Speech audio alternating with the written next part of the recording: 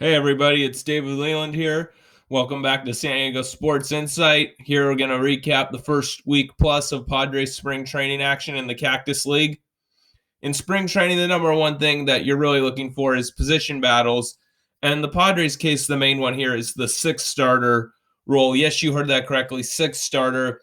Tingler's been saying that with guys trying to build up from 60 games to 162, and 21 games in 22 days, I believe it is, to start the season, that we're going to have six starters to kind of ease these guys in, which kind of makes sense to me. And let's take a look at that sixth starter role. Adrian Morejon, he's been the same Morejon for the most part, showing the great stuff, but also showing the inconsistencies with the command and the control. But one thing from Morejon that I really like as a big improvement so far is he's been, instead of letting these innings snowball, he's kept himself under control and he's gotten double plays to get out of these innings instead of letting it snowball on him like he did in the minor leagues and during his short stints in the major leagues so far in the past, when he would just let things snowball on him when things were going bad. But it seems like maybe it's just two spring training outings, but both of them he's gone into trouble and gotten out of it. He hasn't let it snowball on him. That's really good to see. Ryan Weathers, who debuted in the playoffs in the division series last year, is also in competition for that. He pitched one game against Arizona, 2 innings. He was okay, nothing special.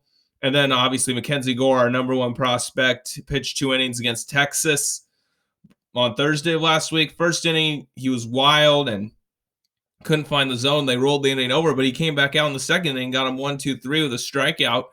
So the stuff's there.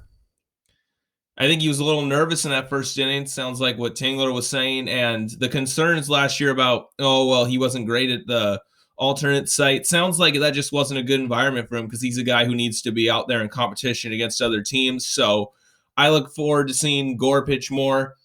And I think it's far too early to declare a favorite in the sixth starter role because I don't think any of the guys just pop out as like, wow, that was awesome. This guy has to be in the lead for the sixth starter role. I didn't see that in either of these guys' first starts. I think it's still pretty even between the three right now. As for the guys we know are going to be in the rotation, oh boy, Musgrove looked great against the Giants in his 2 innings.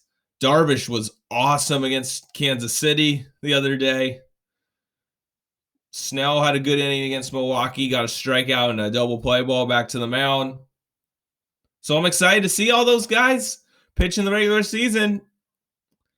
As for the hitters, Tatis had the grand slam against Arizona. Grisham's had some great at-bats with a home run, couple walks, hit a double in the gap. Going to be another good year for Trent. Myers has looked like he cares about baseball, had a home run in the first game against Seattle on February 28th. He's had some good at-bats. Seems like he's excited for the season. The attitude's there.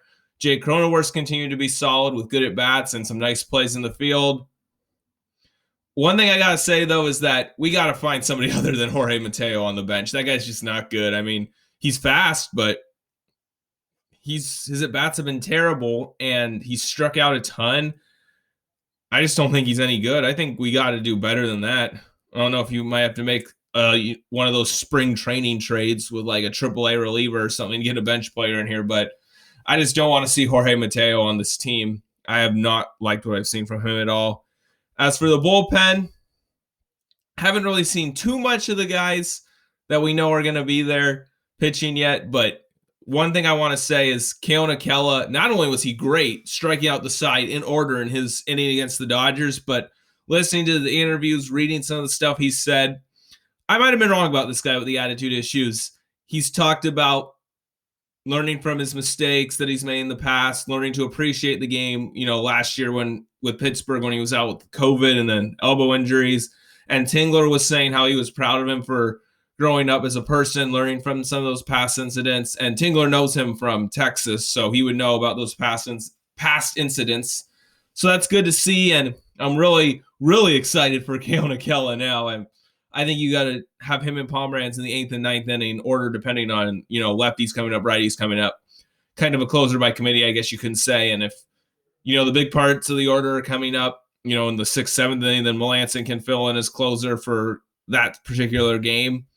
So, yeah, solid first week of Cactus League play for the Padres, despite the 3-5 record. I mean, wins and losses in the Cactus League means next to nothing for me. It's about guys that you know are going to be there or might be there and how they're doing, and nothing bad so far on that front. So good to see so far from the Padres this spring training. And we're probably going to do this every week up until opening day. So thanks for watching, guys.